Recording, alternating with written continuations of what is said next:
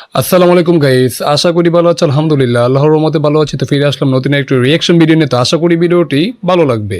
আজকে আমরা দেখব Realme P4s full review. 8000 mAh battery, best 6500 নিটসের ডিসপ্লে, Dimensity 7400 আলট্রা। এটা ছিল পুরোপুরি একটা ভিডিওর টাইটেল। তো ভিডিও দেখে আমরা অবশ্যই রিয়েক্ট করি, সেটা তোমরা ভালো করে জানো। তো চলো বেশি দেরি না করে আজকের ভিডিও রিয়াকশন শুরু করি। 1 2 3।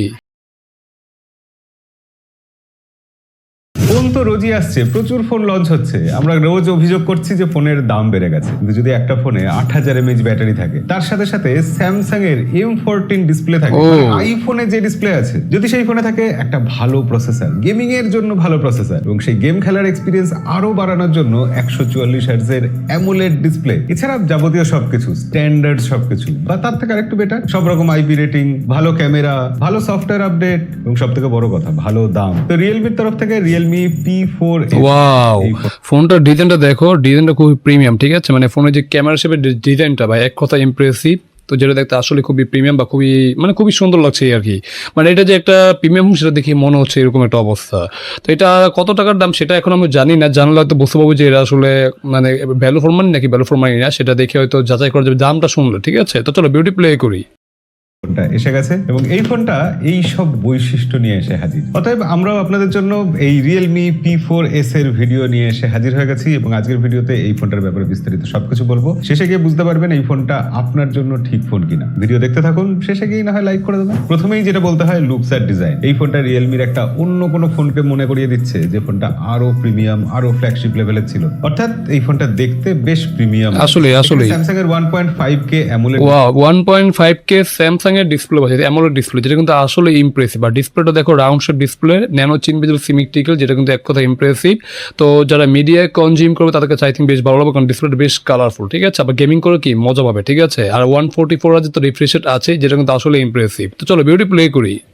ডিসপ্লে আছে, ডিসপ্লেতে 144 হার্টজ এর রিফ্রেশ রেট আছে, ওকে, ডিসপ্লেতে টাচ করতে, হাত দিতে এবং গেম প্লে করতে সবথেকে বড় কথা তো এটাই, সত্যি একদম মাখনের মতো মনে হচ্ছে। এবং এটা শুধু 1.5K ভালো ডিসপ্লে তার জন্য হচ্ছে না, এর পিছনে আরো কিছু সায়েন্স লুকোনো আছে। যেমন এই ডিসপ্লেটা স্যামসাং এর নিজস্ব M14 display. M14 display Samsung সাধারণত এই ফ্ল্যাগশিপ ফোনগুলোর জন্য বিক্রি করে, যেরকম আইফোন 17 সিরিজ। কিন্তু রিয়েলমি এই ডিসপ্লেটা শুধু স্যামসাং এর থেকে নিয়ে দিয়ে দিয়েছে এরকম নয়, তার সাথে সাথে আবার এআই যোগ করে দিয়েছে।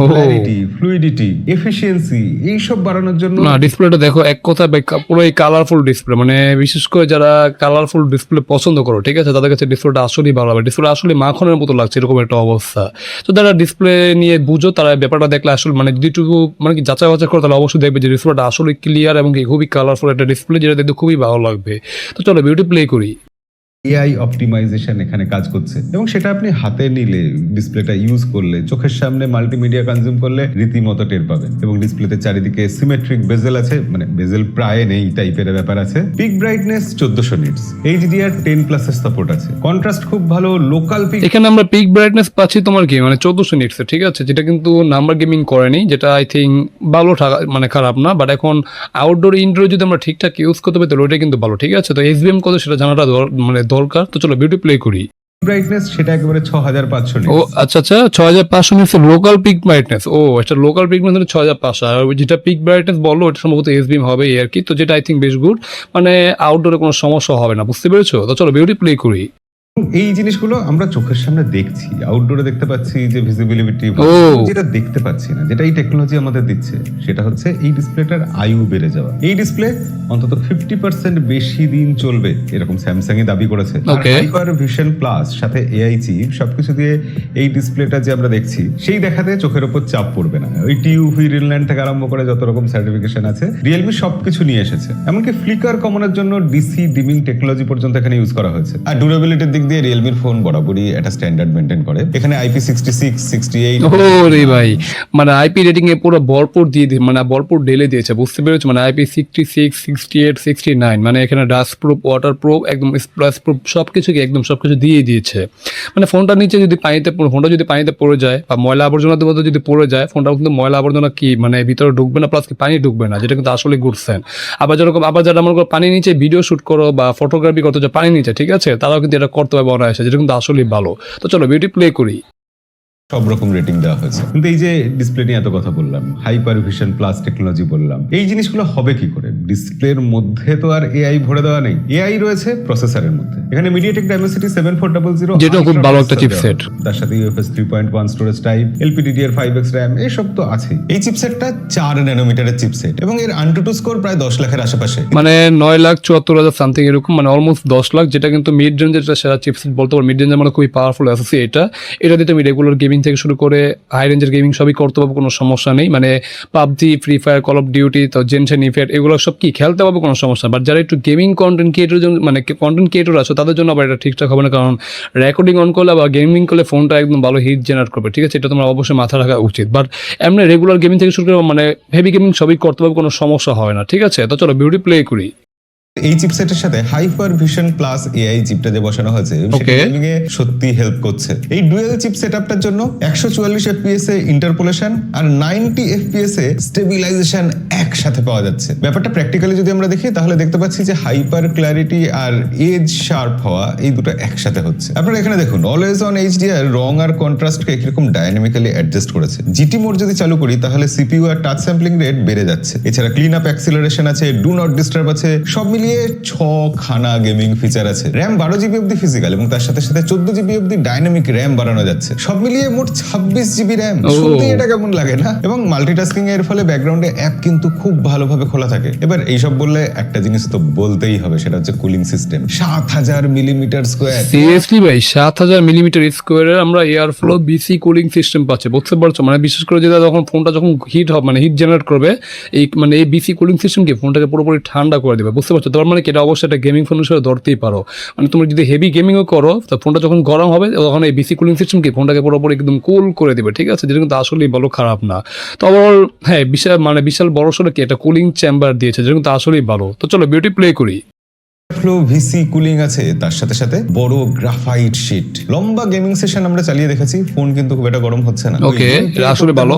ফোন আর হাতে রাখা যাচ্ছে না, এই অভিযোগটা আমরা অন্তত করতে পারিনি, আশা করি তোমরাও পারবে না। এবার চলে আসি ব্যাটারির কথা। এরকম গেম প্লে করতে গেলে তো একদম ম্যাসিভ একটা বিশাল বড় ব্যাটারি দরকার। তো এখানে ওইরকম ম্যারাথন গেম প্লের জন্য 8000 mAh ব্যাটারি দরকার। 9 ঘন্টা গেম খেলা যাচ্ছে। স্ট্যান্ড বাইতে রাখলে 3 দিন অবধি ফোন চালু থাকছে। আর চার্জ শেষ হয়ে গেলে 80 ওয়াটের সুপার হুক চার্জার বক্স। মানে ব্যাটারি কম্বোটা ঠিকঠাক আছে, মানে 8000 mAh বিশাল বড় সড়ো ব্যাটারি পাচ্ছি, মানে ফোনটা একটা পাওয়ার ব্যাংক বলতে পারো। আর 80 ওয়াটের চার্জার আছে, যেটা দিয়ে তুমি অনায়াসে ফাস্ট চার্জ করতে পারো, ঠিক আছে? যেটা কিন্তু আসলে ইমপ্রেসিভ। আর নর্মাল ইউজ করলে 1 থেকে 3 দিনের মতো ব্যাকআপ পাবে, আর হেভি ইউজ করলে 1 থেকে 1.5 দিনের মতো ব্যাকআপ পাবে, ঠিক আছে? যেটা কিন্তু আসলেই ভালো, খারাপ না। মানে চার্জিং নিয়ে এখন আর কোনো প্যারা নেই। মানে ব্যাটারিটা মানে মোবাইলে এখন চার্জ শেষ হবে এরকম কথা এখন কি চিন্তা করাটা কি অনুচিত, ঠিক আছে? এরকম একটা অবস্থা। তো চলো বিউটি প্লে করি। তো আছেই। রিয়েলমি বরাবরই ফাস্ট চার্জিং এর জন্য একটা স্পেশাল জায়গা তো রেখেইছে বজায়। 50% চার্জ হয়ে যাচ্ছে 30 মিনিটের মধ্যে। গেমারদের জন্য ভালো খবর যে এখানে অল সিনারিও বাইপাস চার্জিং রয়েছে। গেমিং বা স্ট্রিমিং এর সময় চার্জার লাগালেও ব্যাটারি কিন্তু হিট করবে না। ইভেন এখানে চার্জিং বুস্ট অপশন পর্যন্ত দেওয়া হয়েছে। লং প্রেস করে চার্জ করলে চার্জিং স্পিড আরেকটু বেড়ে যায়। এবার এই সব কিছুর পর অবভিয়াসলি ক্যামেরা নিয়ে একটা প্রশ্ন তো মনে তৈরি হবেই। তো এখানে মেন সেন্সর 50 মেগাপিক্সেলের দেওয়া হয়েছে এবং অদ্ভুত ব্যাপার যে আলট্রা ওয়াইড অ্যাঙ্গেল লেন্সটাও রাখা হয়েছে 8 মেগাপিক্সেলের। আচ্ছা, যা অবস্থা, আমি কিন্তু ভেবেছিলাম আলট্রা ওয়াইড দেবেই না। আমরা বেশ কিছু ছবি তুলেছি, ডে লাইটে ছবি তুলেছি, অল্প আলোতে ইনডোরে নানা রকম ছবি তুলে দেখেছি, পোর্ট্রেটে ছবি তুলেছি, এমনি ছবি তুলে দেখেছি। ছবি কিন্তু বেশ ভালোই আসছে। তোমাদের কেমন লাগছে ছবিগুলো দেখে? ছবি কোয়ালিটি বেশ ভালো, ঠিক আছে। মানে ছবিগুলো বেশ কালারফুল, এটা দেখতে পাচ্ছি। বাট ছবি থেকে এখানে শার্পনেস এর অভাব আছে, ঠিক আছে? অনেকটা শার্পনেস বা কিছুটা ডিটেলস এর অভাব আছে অবশ্যই। মানে এটা অবশ্যই একটা গেমিং ফোকাসড ফোন, মানে গেমিং হিসেবে মানে ফোনটাকে তৈরি করা হয়েছে, তার জন্য একটু ক্যামেরা থেকে একটু কস্ট কাট করা হয়েছে। বাট তারপরে ছবি কোয়ালিটি বেশ ভালো, খারাপ না। মানে মোটামুটি বিলো স্ট্যান্ডার্ড বলতে পারো এই আর কি। বাট ছবিগুলো একটু শার্পনেসই আমার কাছে ঘাটতি মনে হচ্ছে এই আর কি। তো চলো বিউটি প্লে করি। অবশ্যই কমেন্টে লিখে জানিও। ফ্রন্টে সেলফি আছে, 16 মেগাপিক্সেল ক্যামেরা। আর আজকাল ক্যামেরার জিনিসটা এআই ছাড়া কমপ্লিট হয় না। তো এখানে AI snap mode, AI edit genie, AI perfect shot, এই ফিচারগুলো দিয়ে সবকিছু খুব দ্রুত এডিট করে নেওয়া যায়। আমার মনে হচ্ছে ডে লাইটে ছবি খুবই ভালো এসেছে, ডিটেল যথেষ্ট পাওয়া যাচ্ছে। তবে হ্যাঁ, নাইট মোডে একটু গিয়ে সফট হয়ে যাচ্ছে। এবার দেখো, এত কথা বলে ফেলার পর গেমারদের মনে আরো একটা প্রশ্ন থেকেই যাবে যে সাউন্ড কেমন। অডিওতে স্টিরিও স্পিকার আছে, 300% অব্দি সাউন্ড বুস্ট করা যায়। বাইরে হাঁটতে হাঁটতে বা গেম খেলতে খেলতে সাউন্ড কিন্তু পরিষ্কার ফিচার আসে। এবং হ্যাঁ, সফটওয়্যারের ক্ষেত্রে রিয়েলমি UI 7.0 আছে, অ্যান্ড্রয়েড 16 এর উপর বেশ কিছু স্পেশাল ফিচার আছে এই নতুন ওএসে। এখানে হাইপার সিগন্যাল বলে যে ফিচারটা আছে, সিগন্যাল ধরতে নেটওয়ার্কের জন্য খুবই কাজের। রিয়েলমি আসলে পরে প্ল্যান করে রেখেছে কালার ওএসে যাবে, তো কালার ওএসে যে অত রকম সব ফিচার আছে সবই এই ফোনে একসময় চলে আসতে পারবে, এটা নোট করে রাখো। তো মোট কথায় আমার মতে P4s রিয়েলমির তরফ থেকে এটা একটা গেমিং ফোকাসড ফোন। বড় ব্যাটারি, ব্রাইট 144 হার্টজের ডিসপ্লে, ডেডিকেটেড এআই চিপ, তার সাথে সাথে এত বড় কুলিং, এই সবকটা জিনিস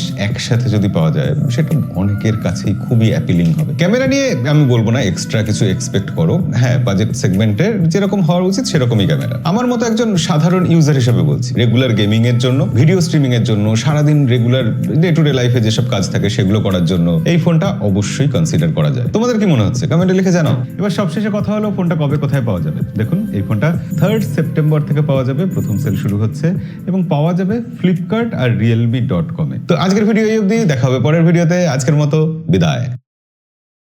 তো যাই হোক গাইস, এখানে ভিডিওটি শেষ হয়ে গেল। আমরা দেখে নিলাম রিয়েলমি P4s এর ফুল রিভিউ, ঠিক আছে। এটা ফোনটা এখনো বের হয় নাই, মানে 3রা সেপ্টেম্বর কি ফোনটা ইন্ডিয়াতে কি লঞ্চ করা হবে, ঠিক আছে। বাট প্রাইসটা কত সেটা তারা বলেনি, বললে হয়তো ভালো হতো এই আর কি। বাট এটা যেটা দেখে বুঝলাম এটা অবশ্যই একটা গেমিং ফোন হিসেবে কি মানে বানানো হয়েছে, ক্যামেরাকে একটু মানে কম ফোকাস করা হয়েছে অবশ্যই। মানে ছবির কোয়ালিটি থেকে বুঝলাম যে এখানে তোমার ছবি কি মানে ছবি যে শার্পনেস অনেক, হ্যাঁ ডিটেলস পাওয়া যাচ্ছে ঠিক আছে, বাট শার্পনেস অনেকটা গাড়ি বা ছবিগুলো একটু গোলাতে লাগছে, ঠিক আছে। আর ছবিগুলো একটু কালারফুল, ঠিক আছে, আর একটু স্মুথ করে দিচ্ছে। বাট ওভারঅল কি মানে বেশি একটা ভালো লাগবে না এরকম একটা অবস্থা, মানে বিশেষ করে যারা ক্যামেরা ফোকাস ফোন হিসেবে দেখতে চাও, ঠিক আছে। বাট এটা ক্যামেরা ফোকাস ফোন না, এটা অবশ্যই মাথায় রেখো, আর এটা অবশ্যই গেমিং ফোন হিসেবে ধরে নিতে পারো এই আর কি। তো এটাই ছিল আজকের ভিডিওর ওভারভিউ বা রিয়েকশন। তো তোমাদের কাছে আজকের ভিডিওটি কেমন হলো তোমরা অবশ্যই কমেন্ট করতে পারো। যদি ভালো লাগে অবশ্যই লাইক কমেন্ট শেয়ার, চ্যানেলে নতুন হলে অবশ্যই আমাদের চ্যানেলটিকে মাস্ট সাবস্ক্রাইব এন্ড গেট দেবে এখন। দেখা হবে নতুন কোনো রিয়েকশন ভিডিওতে, সেই পর্যন্ত তোমরা ভালো থাকো। আল্লাহ হাফেজ।